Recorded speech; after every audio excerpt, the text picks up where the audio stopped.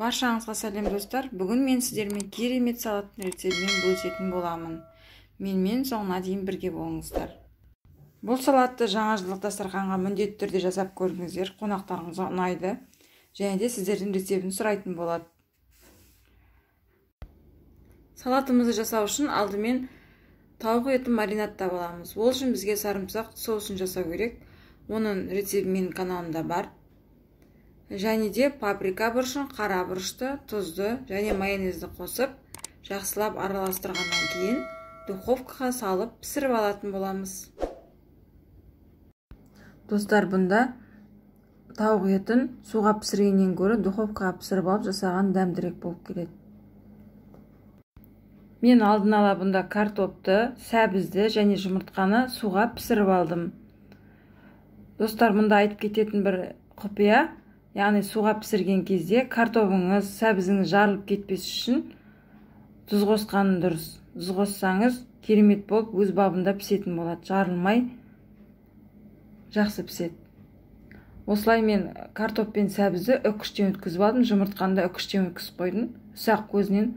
Одан кейін жаңағы духовкаға пісіріп алған тауық етін төртбұрыштап кішкентай қылып турадым.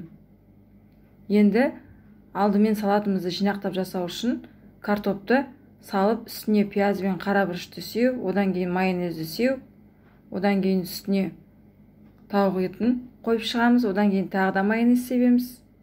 Одан кейін үстіне біздер помидорымызды қоятын боламыз. Помидорымыздан кейін тағы да майонез себеміз. Егер де майонез ұнатпасаңыздар, қаймақты себуге болады.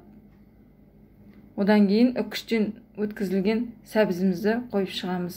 Тағы да майонез жағамыз үстіне. Қалаларыңызша тұздауға болады.